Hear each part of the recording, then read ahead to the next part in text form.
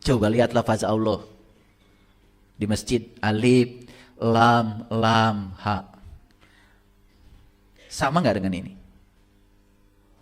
Sama. Yang mana alif nih? Nih, kelingking.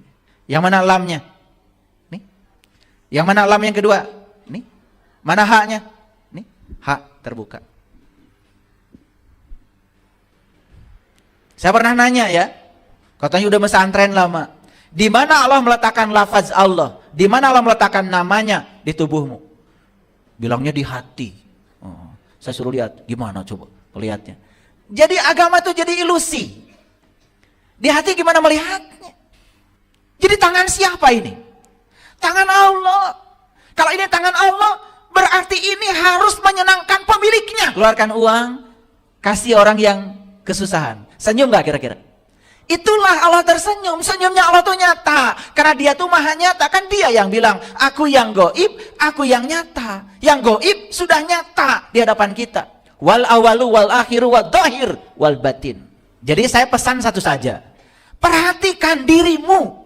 Kenali dirimu. Jangan habiskan waktumu untuk menganalisi orang lain. Jadi tugas kita adalah mengenali diri sendiri, bukan menganalisis orang lain. Awas, jangan habiskan waktu untuk menyibukkan itu. Ya, itu pesannya dari kajian kita hari ini. Semoga keluar dari sini matanya langsung tertuju ke dalam, tidak keluar lagi ya. Jadi kalau anak nakal, jangan salahkan anak, lihat dirimu. Karena anak itu hanya mewarisi sifatmu. Bahkan tubuh anak kan tubuhmu. Ada yang terlahir ke dunia tanpa ayah, tanpa ibu? Gak ada. Semua pasti ada ayah ibunya kan? Iya. Jadi makanya yatim dalam pengertian manusia gak ada. Karena semua kita datang ke dunia kan ada ayah ibunya. Sedangkan yatim sendiri yang tak berayah, tak beribu. Kasihan gak sama saya? Yatim. Gak ada ayahnya, gak ada ibunya. Bukan berarti saya tidak berayah, tidak beribu. Ayah dan ibu saya sudah meninggal. Kalau begitu semua manusia yatim. Kalau yatim didefinisikan seperti itu jadi kacau. Yatim itu yang tak berayah, yang tak beribu. Yang tak berayah, yang tak beribu bukan tubuh kita. Yang tak berayah, yang tak beribu adalah jiwa kita. Jiwa itu tidak pernah dilahirkan. Jiwa itu ditiupkan. Jadi siapa yang yatim? Yang yatim itu jiwamu. Jadi siapa yang mentelantarkan yatim? Ya kamu yang menelantarkan jiwamu sendiri. Sholat cuma raganya saja, jiwanya gak ikutan. Itu namanya menelantarkan jiwa. Maka itu yang namanya pendusta agama. Paham atau tidak? Kan ayatnya jelas. Aro'aital ladzi yukadzibu bidin. Celakalah para pendusta agama. Fazalikal ladzi yadu'ul yatim. Mereka yang mentelantarkan yatimnya. Yatimnya nggak pernah diundang. Yadu'u itu artinya undangan. Yang tidak pernah mengundang yatimnya. Jadi ketika sholat cuma raganya saja. Sibuk dengan bacaan. Sibuk dengan pahala. Sibuk dengan surga. Takut neraka. Yatimnya sendiri tidak pernah dipedulikan. Itu pendusta agama. Makanya kata Nabi, "Shollu kama ra'aitumuni usolli." Sholatlah kamu sebagaimana kau lihat aku sholat. Kita cuma lihat sholat Rasulullah raganya saja. Batinnya beliau sholat seperti apa, kita nggak pernah tahu. Itu sebabnya perlu kita ketemu guru yang bisa mengajarkan batinnya sholat, bukan raganya sholat saja. Kalau itu kan gampang dilihat, karena itu physically. Nah, jangan-jangan kita selama ini nuduh-nuduh orang lain yatim. Jangan-jangan kita sendiri yang pendusta agama karena mentelantarkan yatim. Itu kata Quran, bukan kata saya. Coba, aro'aital ladzi yukadzibu biddin, fazalikal ladzi yadu'ul yatim. Jadi sebetulnya pendusta agama itu mereka yang tidak pernah mengundang yatimnya, tidak pernah menyertakan yatimnya. Wala yakhuddu ala ta'amil miskin. Makanya fawailul lil musallin. Maka celaka bagi orang yang sholat. Yang sholatnya seperti apa? Sholat yang tidak menyertakan yatimnya. Itu yang celaka. Makanya habis sholat tidak ada gunanya. Masih menghujat orang. Masih menganggap musuhnya di luar dirinya. Padahal musuh terbesar dia adalah dirinya sendiri. Dia lupa bahwa agama adalah alat pertahanan diri untuk melindungi diri dari kejahatan dirinya sendiri. Itu agama tuh melindungi kita dari kejahatan kita sendiri, bukan melindungi kita dari kejahatan orang lain. Karena kalau orang lain jahat kepada kita, kalau kita tidak mengizinkannya, kita tidak akan jatuh kok. Coba ada orang lain membicarakan kita, kalau nggak dianggap, nggak jadi apa-apa. Menjadi apa-apa kalau dianggap. Kan itu, mau dimasukkan hati atau tidak, kan urusanmu. Siapa yang memasukkan kata-kata kotor ke dalam hati? Orang atau kamu?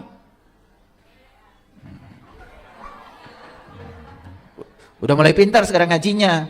Kemarin sih kita terus. Ya lu kali, gua kagak. Ya. Sekarang udah mulai sadar. Saya. Jadi siapa yang jahat pada dirimu itu? Siapa yang menyakiti hatimu itu? Nah itu. Kita selalu menganggap orang lain yang jahat. Padahal yang paling jahat adalah diri kita sendiri. Itulah pentingnya kita bisa ngariksa diri. Tata salira, tata nagara, tata buana. Oh, syukur kalau bisa tata surya. Tahu tata surya? Tata surya salah satunya adalah matahari. Sudah jadi matahari. Lihat matahari. Matahari itu bangunnya nggak pernah terlambat. Walaupun penontonnya belum bangun, matahari sudah bangun duluan. Dan matahari, penontonnya mau bangun, nggak bangun, tetap menjalankan tugasnya menyinari. Dan matahari menyinari, tidak menyinari dirinya. Dia terus menyinari alam semesta. Gara-gara menyinari, maka semua tumbuhan jadi. Kita sering lupa ya, berterima kasih pada matahari aja nggak ada waktu. Saya kalau makan selalu berterima kasih. Terima kasih matahari. Tidak ada matahari, tidak ada padi. Tidak ada matahari, tidak ada nasi. Tidak ada jagung. Tidak ada daging. Rumput juga tidak akan jadi. Betul apa tidak? Pernah berterima kasih? Ya. Itu makanya kurang berkah hidupnya. Ya, rezekinya gitu-gitu aja. Ya. Coba berterima kasih pada matahari, berterima kasih pada air, berterima kasih pada tanah, pada bumi, pada ibu pertiwi. Makanya tanah disebut ibu pertiwi karena itu ibu melahirkan terus. Melahirkan rambutan, melahirkan duren, melahirkan kedelai, melahirkan rumput, melahirkan segala macam. Luar biasa. Kenapa tidak melakukan itu? Karena gak sadar ya. Ya Allah. Itu terlalu sibuk. Gak tahu saya juga sibuk apaan. Ya? Oke, jadi judulnya apa? Kenali dirimu. Bukan sibuk menganalisa orang lain. Mari kita berterima kasih kepada Sang Semesta yang telah mengizinkan kita hari ini untuk belajar. Oleh karena itu puji Dia bersama-sama membaca hamdalah. Alhamdulillahirabbil alamin. Mari kita awali kajian kita hari ini bersama-sama memohon ridho dan berkah Allah dengan membaca basmalah. Bismillahirrahmanirrahim. Baik, kita masuk sekarang. Udah siap? Oke. Kita akan menjelajah kemana? Ke dalam, ya, ke dalam. Kalian tuh terlalu banyak menjelajahnya keluar, sampai lupa pada diri sendiri. Yuk, kita sekarang tafakuri ayat ini, ya. Wa fi anfusikum afala tubsirun. Dan pada dirimu sendiri, mengapa tidak kamu perhatikan? Dan pada dirimu sendiri, kenapa tidak diperhatikan? Wah, dari ujung rambut sampai ujung kaki banyak yang harus diperhatikan.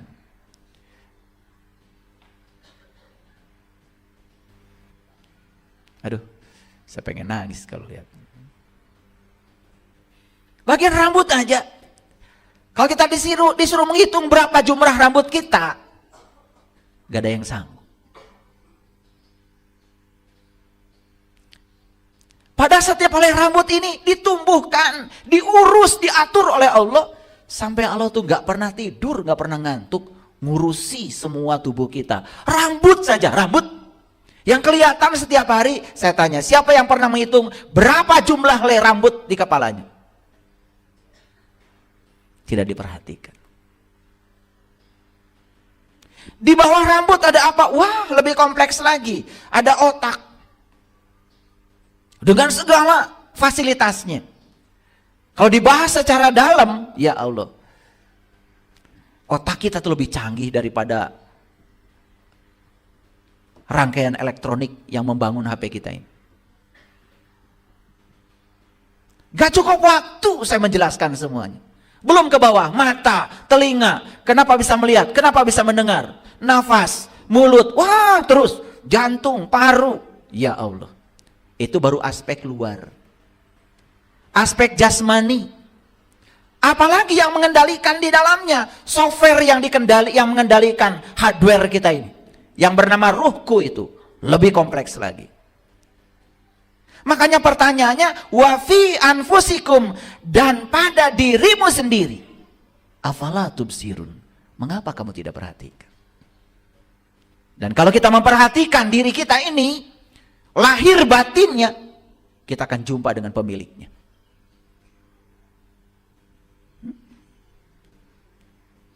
Coba lihat lafaz Allah di masjid, alif, lam, ha. Sama nggak dengan ini? Sama. Yang mana alifnya? Nih, kelingking. Yang mana lamnya? Nih. Yang mana lam yang kedua? Nih. Mana haknya? Nih, hak terbuka. Saya pernah nanya ya, katanya udah pesantren lama. Di mana Allah meletakkan lafaz Allah? Di mana Allah meletakkan namanya di tubuhmu? Bilangnya di hati. Oh. Saya suruh lihat, gimana coba lihatnya. Jadi agama itu jadi ilusi. Di hati gimana melihatnya? Hatinya juga kelihatan. Pakai sinar X juga gak akan bisa kelihatan. Yang nyata aja di tangan tidak pernah diperhatikan. Inilah ayat ini tidak pernah diwujudkan dalam diri. Wa fi anfusikum afala tubsirun. Saya ketika melihat tangan saya aja, maaf ya, saya tidak diajarkan guru saya. Saya melihat tangan saya nangis. Ya Allah. Nabi Muhammad meletakkan lafaz Allah di sini. Sampai di Quran Allah mengatakan, Yadullah fawqa aydihim. Tangan Allah ada padamu. Jadi tangan siapa ini? Tangan Allah. Kalau ini tangan Allah, berarti ini harus menyenangkan pemiliknya. Bukan menyenangkan dirimu. Pertanyaan saya, apakah tangan kita sudah menyenangkan pemiliknya? Yuk, dari pagi ya sampai di sini, sudah berapa banyak orang yang disenangkan dengan tangan ini?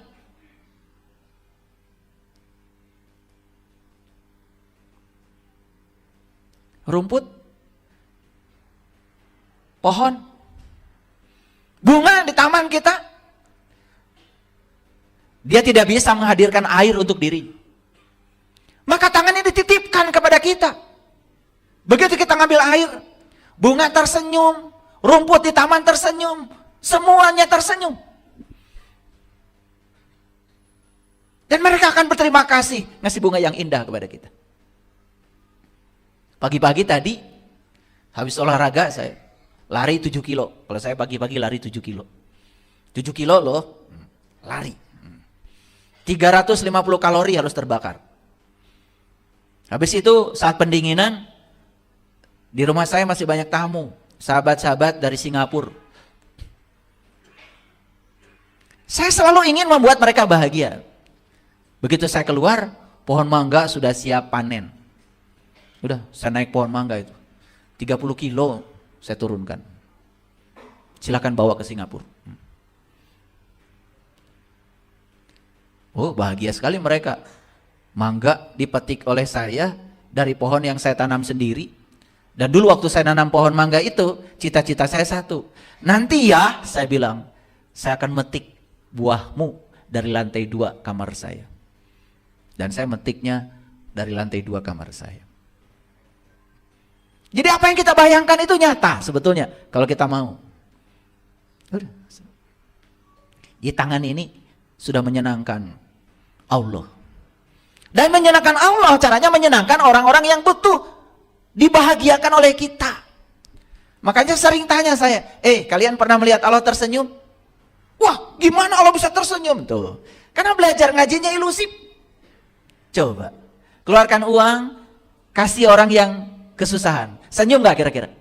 Itulah Allah tersenyum. Senyumnya Allah tuh nyata. Karena dia tuh maha nyata. Kan dia yang bilang, aku yang goib, aku yang nyata. Yang goib sudah nyata di hadapan kita. wal awalu wal akhiru wal dhahir wal batin. Gitu. Wa fi anfusikum afala tubsirun. Dan pada dirimu sendiri, mengapa kamu tidak perhatikan? Apa yang harus diperhatikan pada diri kita? Dua, lahir batin. Tidak mungkin Allah menciptakan tubuh kita sembarangan. Dia sendiri yang mengatakan itu, huwallazi yusawwirukum fil arham kaifa yasha. Dialah Allah yang menciptakan tubuh sebagaimana yang direncanakannya. Pernah enggak Bapak Ibu tanya, ya Allah, apa rencanamu dengan tubuh ini? Pernah? Pernah? Lalu kalian menggunakan tubuh sesuka kalian? Itulah sumber penderitaan kita. Coba tanya sama Allah, ya Allah, kenapa kau menciptakan wajahku seperti ini? Kenapa kau meletakkan telinga seperti ini? Dikasih anak telinga dengan segala kompleksitasnya. Mengapa kau ciptakan mata seperti ini? Hidung seperti, tanya sama dia, untuk apa kau ciptakan semua itu? Dia akan menjawab. Dan dia akan memberikan jawaban kepada mereka yang mengalirkan pertanyaan. Maka sampai pada suatu titik, kita menggunakan tubuh ini tidak menurut hawa nafsu kita, tapi menurut rencana dia yang telah menciptakan. Keren gak kalau gitu? Itu. Wah, ayat ini kalau dibahas, gak selesai-selesai kajian kita. Ya. Jadi saya pesan satu saja. Perhatikan dirimu. Kenali dirimu. Jangan habiskan waktumu untuk menganalisi orang lain. Oke. Karena tugas utama hidup adalah mengenali diri sendiri. Bukan sibuk menghabiskan waktu untuk menyerang, menganalisa, memusuhi orang lain. Tidak ada yang berbahaya di luar kita. Karena yang paling berbahaya adalah diri kita sendiri. Betul? Jadi kembali lagi, leluhur kita sudah meninggalkan agama. Agama itu adalah alat pertahanan diri untuk melindungi diri dari kejahatan diri sendiri. Makanya agama gak usah dipamerkan. Pamerkan saja dampak dari kalian beragama. Apa dampaknya? Akhlak. Yang dipamerkan bukan bajunya, yang dipamerkan bukan ritualnya. Pamerkan kepada orang lain itu adalah dampak dari menjalankan semua ritual itu. Ini loh saya. Banyak orang yang datang ke tempat saya tanya, kenapa mau diajak suami ketemu saya untuk belajar? Jawabannya jujur, sederhana. Karena saya melihat perubahan suami saya. Itu yang menarik. Saya tanya sebaliknya. Ada juga yang istri mengajak suami. Saya tanya suaminya, kenapa bapak mau diajak sama istrinya ketemu saya? Suaminya menjawab, dahsyat sekali katanya ilmu kesadaran. Kenapa? Istri saya berubah total. Berapa derajat kira-kira? 360 derajat.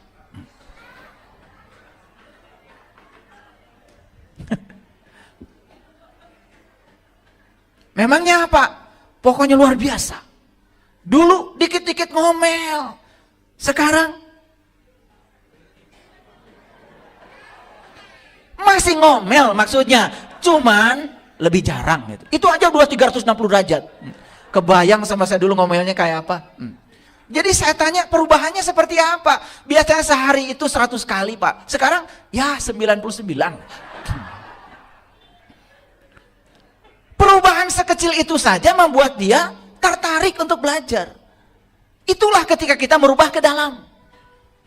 Merubah ke dalam.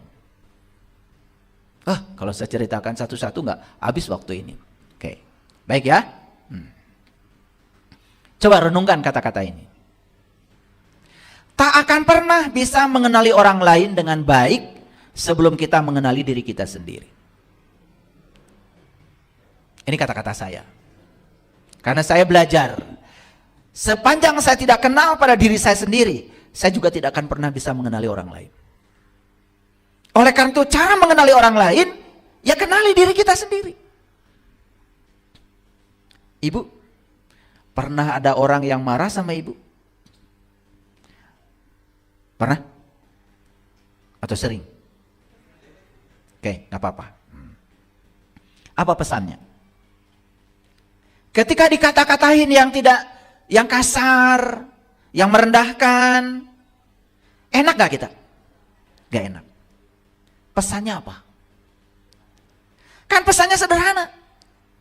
Oh, dikata-katain seperti itu saya gak enak. Makanya saya tidak akan mengatakan hal yang sama pada siapapun. Itu orang waras. Nah, maka dicek kita waras apa tidak. Biasanya kalau orang ngata-ngatakan kata-kata yang merendahkan, apa yang terjadi? Diam atau kita membalasnya? Malah kita justru mengeluarkan kata-kata lebih pedas lagi dari itu. Itu namanya kita tidak tahu pesan yang sedang disampaikan semesta untuk kita. Karena kita berfokus keluar. Coba berfokus ke dalam. Ya Allah, hari ini saya mengalami sesuatu yang tidak mengenakan. Karena saya diperlakukan seperti itu oleh orang lain. Syukur ya Allah, saya tidak memperlakukan yang sama pada orang lain. Dan saya tidak mau melakukannya. Cukup pelajaran ini bagi saya. Cukup saya yang merasakan tidak enak dengan perilaku itu. Maka saya tidak akan melakukannya pada siapapun. Coba, orang yang bijaksana, direndahkan orang lain saja, dia semakin mulia. Tapi orang yang tidak bijaksana, direndahkan orang lain. Ya, pencemaran nama baik. Betul nggak? Lapor itu, lapor ini, ujungnya apa? Hanya puas bisa memenjarakan orang. Hati-hati loh, memenjarakan orang terus pakai uang. Yang nggak ada uangnya nggak akan diproses. Jadi daripada itu lebih bagus cari yang gratis, maafkan saja. Betul apa tidak? Murah. Dan memaafkan tuh egois loh. Karena memaafkan itu sebetulnya untuk kepentingan orang yang memaafkan. Hati-hati, ini ngaji agak tinggi nih. Karena biasanya kalau kita memaafkan orang, seakan-akan kita membuka jalan bagi orang. Tidak, memaafkan itu membuka jalan bagi dirimu sendiri. Makanya saya sering mengatakan memaafkan itu egois. Karena apa? Memaafkan itu keuntungannya bukan siapa-siapa, kecuali buat dirinya sendiri. Makanya orang yang tidak mau memaafkan, sebetulnya dia sedang meracuni dirinya sendiri. Oke. Bagaimana cara mengenali diri? Sederhana kok. Yang pertama, ketahui dan pahami diri kita. Setiap diri itu sempurna. Apa sempurnanya? Kan dalam setiap diri ada dua. Ada kelebihan sekaligus juga ada kekurangan. Kelebihannya untuk disyukuri, kekurangannya untuk diperbaiki. Itu. Jangan-jangan sudah bertahun-tahun hidup, kalau saya tanya, apa kelebihan dirimu? Apa kekurangan dirimu? Jangan-jangan tidak tahu. Waduh, hidup model kayak gitu, ya, tidak berbasis SWOT itu namanya. Itu pasti hidupnya itu ya amburadul. Yang kedua, kalau saya tanya, bidang apa sih, ya, yang sangat kita kuasai dan kita senang melakukannya? Sudah ketemu belum?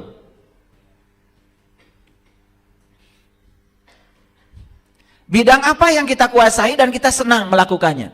Sudah ketemu belum? Jadi kalau hari ini kalian kerja, masih menganggap beban, masih capek, itu ada yang salah. Karena kalau dia mengerjakan sesuatu sesuai dengan bidangnya yang dia minati, pasti akan senang melakukannya, waktu tidak membatasi lagi. Ikhlas itu datangnya di situ. 3, bisa nggak kita jujur pada diri sendiri? Ini yang paling berbahaya ini ketika orang tidak bisa jujur pada diri sendiri. Misalnya, dia itu tidak tahu. Tapi dia tidak tahu. Kalau dia itu tidak tahu. Kan sulit yang kayak gini diberitahu. Tapi kalau jujur pada diri sendiri, oh saya itu tidak tahu. Dan sekarang saya tahu kalau saya tidak tahu. Maka saya akan mencari tahu pada orang yang tahu. Jujur pada diri sendiri, itu langkah awal untuk mengenali diri. Hadirin, orang yang tidak jujur pada diri sendiri, tidak akan ada di tempat seperti ini. Orang yang mengatakan dirinya tahu, saya sudah tahu, dia tertutup dengan semua pengetahuan baru. Dan orang yang mengatakan saya sudah tahu, tidak ada juga di YouTube sekarang ikut streaming. Tidak ada juga di TikTok sekarang ikut streaming. Tidak akan ada. Orang yang mengatakan dirinya sudah tahu, tertutup dari semua pengetahuan. Dia hanya siap menjadi toren yang menggelontorkan apa-apa yang dia sudah ketahui. Mana yang lebih hebat? Mendengarkan atau bicara? Mendengarkan. Karena keuntungan mendengarkan itu pasti akan ada pengetahuan baru yang kita dapat. Beda kalau bicara. Kalau bicara itu bisa jadi hanya mengulang-ulang pengetahuan lama yang sudah dia ketahui. Makanya saya setiap mau bicara, pasti saya menghubungkan dulu dengan alam tinggi saya. Saya mohon bimbingan supaya Pak, yang keluar dari mulut saya terhindar dari pikiran jahat saya. Dan kalau bisa bicara seperti itu, lagi bicara pun seperti ini, pengetahuan baru datang. Itu namanya intuisi. Jadi kita mengajar sambil belajar. Jangan dikira loh, saya ikut belajar sekarang. Karena saya juga sudah mendengarkan diri saya sendiri. Makanya kalau kita sudah bisa mengakses alam tinggi, mengakses sidratil muntaha kita, mengakses langit rohani kita, pengetahuan itu tidak pernah statis. Selalu baru, baru dan terus baru. 4.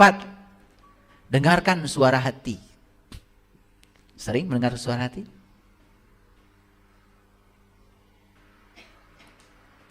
Karena itu suara kebenaran. Dan itu tidak akan menyalahi.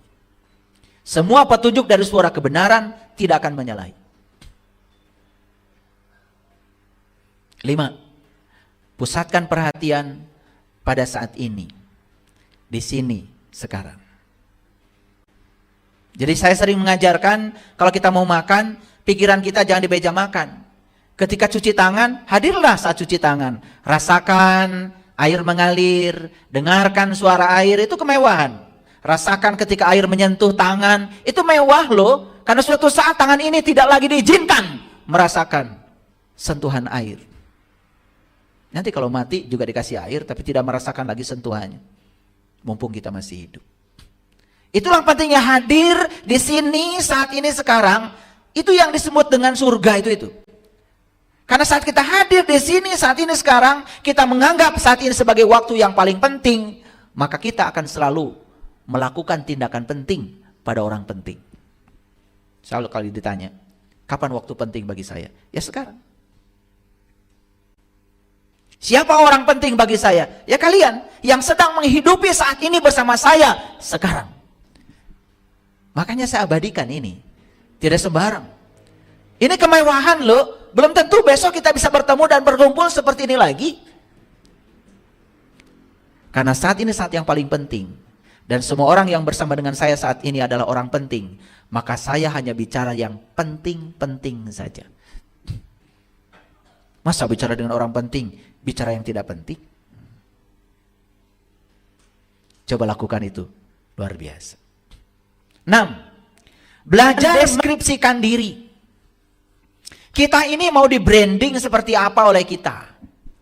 Mau di branding sebagai orang baik hati, mau di branding sebagai orang yang murah hati, mau di branding sebagai orang yang pemaaf, silahkan. Masa tidak ada gitu keinginan membranding? Tidak ada keinginan untuk mendeskripsikan diri, dikenal orang sebagai siapa? Nggak ada gitu. Dikenal sebagai pemaaf, saya udah istimewa. Dikenal sebagai orang yang murah hati, oh tambahannya itu. Udah pemaaf, murah hati lagi. Udah murah hati, baik hati lagi. Coba, siapa orang yang tidak rindu ketemu dia? Apa tidak ada keinginan dalam diri untuk membranding diri sebagai siapa gitu? Saya bikin aturan sederhana saja di rumah. Saya titip ya, siapapun yang datang ke rumah saya wajib makan. Jam berapapun dia datang, yang pertama ditawari adalah makan. Silakan tanyakan semua orang yang datang ke rumah saya. Gak ditawarin ngobrol, makan. Datang ke rumah tawarin ngobrol aja panjang lebar, sampai lupa ngasih minum. Makanya setiap orang yang datang ke rumah saya pasti sudah membranding. Oh, kalau datang ke rumah saya pasti makan. Ya gampang sekarang, ya. Makan itu singkat. Ya, cuman tek tek tek tek di sini. Sate sekejap datang. Cek, cek, cek. Betul nggak? Iya. Nasi tumpang aja, cek cek cek, datang. Nasi kebuli, cek, cek, datang. Tinggal ditanya mau makan apa, pijit, datang. Asal ada duitnya aja di sini. Paham ya maksud saya? Sudah secanggih itu dunia sekarang. Jadi apalagi kita mau mencari-cari alasan untuk tidak berbuat? 7. Pahami apa sih peran kita dalam kehidupan ini sesungguhnya. Kalau kita selalu sadar bahwa saya dicipta oleh Allah untuk kepentingan Allah, saya datang ke sini untuk menjadi kepanjangan tangan Allah, menjalankan visi dan misinya Allah. Saya datang ke sini untuk menyampaikan cinta kasih Allah. Selalu di peran itu. Percaya sama saya, kita akan kenal siapa diri kita. Delapan. Sesekali tanya coba. Gak usah orang jauh. Yang pertama tanya pasangan kita. Apa artinya saya bagi kamu? Tanya sekali. Yang kedua, tanya anak-anak kita. Kalau saya suka nanya sama anak-anak. Apa pandangan kalian tentang ayah? Apa yang kalian rasakan dengan keberadaan ayah di rumah ini?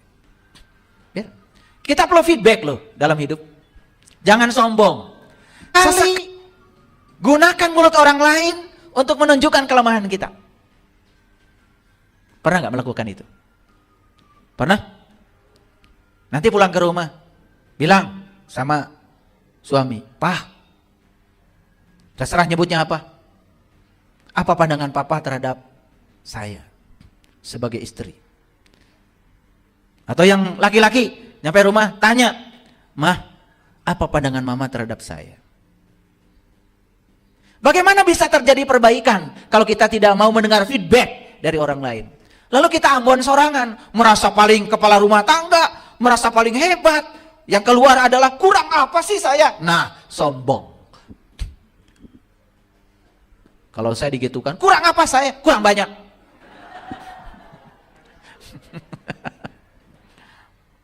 Sembilan, apa sih visi dan misi hidup kita? Masa hidup tidak punya visi? Masa hidup tidak punya mimpi? Kalau tidak punya visi, tidak akan ada misi. Maka hidupnya tidak terarah. Jika perlu, kita harus baca data diri. Golongan darah sudah tahu ya? Oke. Sekarang sudah ada kepribadian berdasarkan golongan darah. Sudah saya jelaskan. Tipe otak, sudah tahu belum? Baca data diri. Tipe otak saya apa? Apakah tipe otaknya action, tipe otaknya logik, tipe otaknya kreatif, tipe otaknya emosi, tipe otaknya master? Ketahui. Gampang kok. Sekarang teknologi sudah sampai di situ. Sehingga kita dalam hidup ini punya kompas. Tidak hidupnya sembarangan. Kok saya bisnis ini gagal terus? Ya salah. Sama saja dengan ikan salah tempat. Coba, ikan salah tempat disuruh manjat pohon, ya nggak kelihatan jeniusnya. Karena jeniusnya dia berenang. Sama seperti monyet, disuruh berenang, kelihatan idiot. Nah jeniusnya memanjat. Jangan-jangan kita disebut idiot oleh orang lain, cuma salah tempat. Tidak ada orang yang idiot.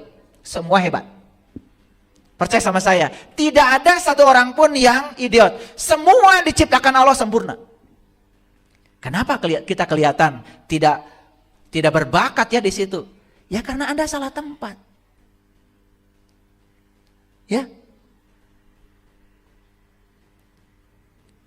Harusnya Anda memasak, Anda ini bakatnya adalah meramu masakan, itu jeniusnya Anda, malah main bola. Ya disorakin terus. Serba salah, ngoper salah, nendang salah, kesandung dikit jatuh. Kelihatan idiot di situ. Kenapa? Karena Anda tidak di situ tempatnya. Karena sampai hari ini kita belum menemukan tempat saya di mana. Itu bahayanya hidup. Wah, jadi berantakan. Apalagi lebih dalam lagi. Ini baru diri yang luar, diri yang dalam. Sudah kenal nggak siapa dirimu yang sesungguhnya? Karena kalau kita nggak kenal siapa diri kita yang sesungguhnya, satu bahayanya, kita nggak tahu dari mana kita asal. Dua, kita tidak tahu apa sesungguhnya harus kita lakukan. Yang ketiga yang berbahaya, saat mati nggak tahu kemana harus pulang. Nyangkut di pohon kemboja. Itu yang nyangkut di pohon paku itu banyak. Tuh. Lihat nggak? Ya Allah, daun paku.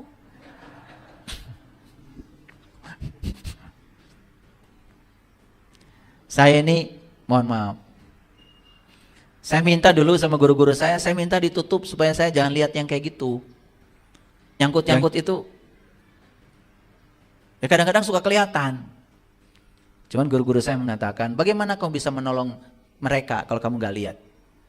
Justru kalau mereka menampakkan diri itu, sebenarnya karena mereka ingin didoakan saja. Oh itu, saya tahu. Mereka bukan nakut-nakutin kita. Mereka itu sudah tidak punya tubuh untuk berkomunikasi dengan kita. Satu-satunya cara adalah menunjukkan yang namanya penampakan itu. Penampakan itu energi sebetulnya. Karena keinginan yang dalam untuk minta tolong. Cuman kita nggak peka. Ada penampakan malah lari, jurig. Nggak ada jurig di semesta ini. Yang adalah ruh-ruh yang belum bisa pulang. Dan setiap yang menampakkan diri kepada kita, pasti ada kaitan dengan kita. Mungkin untuk keluarga kita. Dengan cara apa mereka minta tolong? Karena mereka sudah tidak punya mulut untuk berbicara. Hak untuk tinggal tubuh ini sudah tidak diberikan lagi. Satu-satunya cara adalah menggunakan energi untuk kita pahami. Kitanya yang nggak paham. Itulah, mohon maaf ya. Kita tuh terlalu sibuk ya. Sibuk melakukan ini itu sembari tidak pernah menyadari yang dilakukan ini buat apa, dampaknya seperti apa, melakukannya seperti apa supaya hasilnya positif. Oke. Apa manfaat kita mengenali diri? Satu, mudah sekali meningkatkan kelebihan dan memperbaiki kekurangan. Lebihnya kita gampang untuk diasah, kekurangan kita menjadi pelajaran, memotivasi kita untuk terus memperbaikinya. Kan hebat. Dua, kita bisa lebih mencintai diri kita sendiri. Karena tidak mungkin kita bisa mencintai orang lain sebelum kita berhasil mencintai diri ini seutuhnya. Jangan-jangan karena kita tidak kenal diri kita selama ini, kita tidak cinta pada diri kita sendiri. Jangan-jangan malah menganggap diri ini tidak pantas, tidak layak. Waduh, pinter, dabdi majalmi bodoh.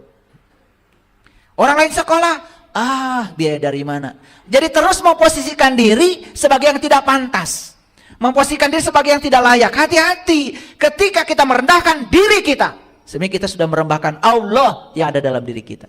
Maka Allah bilang, ya sudah kalau begitu, aku tergantung sangkaan kamu saja. Makanya nasibnya tidak berubah. Masalahnya itu saja. Penderitaannya tidak pernah keluar. Selalu di situ-situ saja. Ya, sakit-sakitan, duit nggak punya, konflik banyak. Wah, udah gitu bilang, ini mah takdir. Tuhan macam apa yang mentakdirkan hamba yang dicintainya hidup menderita? Kita datang ke dunia ini untuk bahagia loh. Sudah dikasih potensi. Jasmani kita sempurna. Diberi kecerdasan yang bernama otak. Diinstalkan yang namanya ruhku. Dirinya sendiri kepada kita. Kurang apa kasih sayang Allah? Kenapa hidup kita tidak berkelebihan? Kenapa tidak berkelimpahan? Kenapa serba kekurangan? Bukan takdir itu. Itu semua karena kita tidak menggunakan semua potensi yang Allah berikan kepada kita sebaik mungkin. Kita salah tempat. Kita salah asuh pada diri kita sendiri. Yuk, gak apa-apalah kita-kita yang sudah tua. Tapi anak cucu kita jangan sampai mewarisi ini semua. Putus. Putus cara hidup yang semacam itu. Potong oleh kita. Jangan mewariskan warisan genetik yang buruk kepada mereka. Kasihan mereka. Tadi malam saya menyelesaikan sebuah persoalan. Ada seorang anak Dia merasa tidak layak dalam hidup. Murung, tidak bergairah. Merasa setiap orang menyalahkan dia. Kemudian saya coba masuk ke alam bawah sadarnya. Apa yang terjadi? Ternyata selama ini dia mendengarkan kata-kata yang kurang bagus dari orang tuanya. Bahkan anak dipaksa harus begini, harus begitu, harus seperti orang tua mereka. Dan orang tua tidak mengerti keunikan anak ini.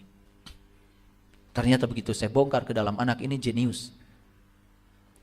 Saya menemukan jeniusnya di bidang apa.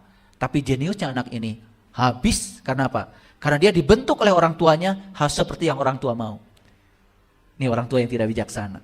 Anak itu tamu agung yang datang ke semesta untuk menjadi diri mereka, bukan jadi dirimu. Karena masalahnya bukan di anak ini, di orang tuanya. Saya panggil orang tuanya. Tapi orang tuanya kemudian menyadari. Setelah selesai semua di-healing oleh saya, yang terakhir adalah mereka saya suruh pelukan. Dan saat pelukan saya melihat energi cinta yang luar biasa muncul dari keduanya, dari orang tua dan anak. Dan pagi-pagi saya lihat anak ini penuh dengan gairah hidupnya. Selesai alam bawah sadar. Bayangkan. Jadi kalau anak kita ini mohon maaf tidak sesuai dengan yang kita mau, jangan-jangan mereka mewarisi pikiran-pikiran kita yang negatif. Dan sudah masuk di alam bawah sadarnya. Yuk sekarang kita sebagai orang tua terbuka kepada anak-anak. Jika perlu minta maaf gak apa-apa, jangan gengsi pada anak. Ya. Apalagi, mohon maaf.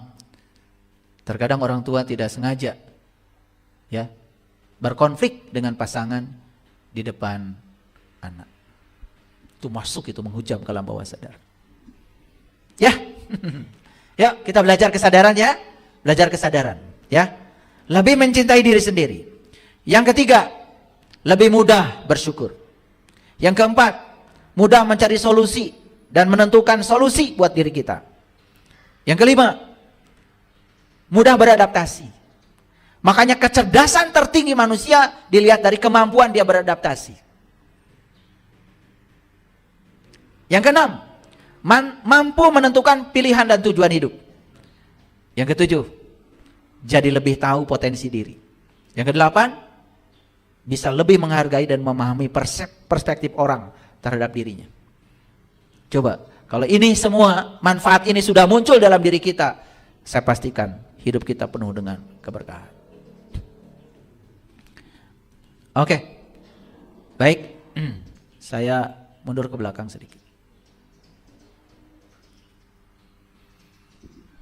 Sudah tahu yang ini ya? Penyakit manusia 3 ya? Udah tahu ya? Saya ulang-ulang terus. Jadi penyakit manusia 3 ya? 3. 1, buta mata kolbu. Inilah sebenarnya penyebab terjadinya salah persepsi, salah interpretasi, salah proyeksi. Buta mata kolbu. Bahasa Qur'annya ya. Wa ubri'ul akmaha. Itu bahasa Quran surat Ali Imran tuh. Jadi silakan nanti sampai di rumah, sekarang yang di rumah, yang punya Quran, kalau nggak percaya buka surat Ali Imran ayat 49. Di situ diceritakan 3 penyakit manusia yang paling dasar. Jadi penyakit yang pertama, penyakit manusia itu adalah buta mata kolbu. Mata kolbunya buta, alias tertutup. Tertutup, bahasa Arabnya kafaro. Bahasa Inggrisnya cover. Jadi sebetulnya orang yang tertutup, yang namanya orang kafir dalam tanda kutip, hati-hati.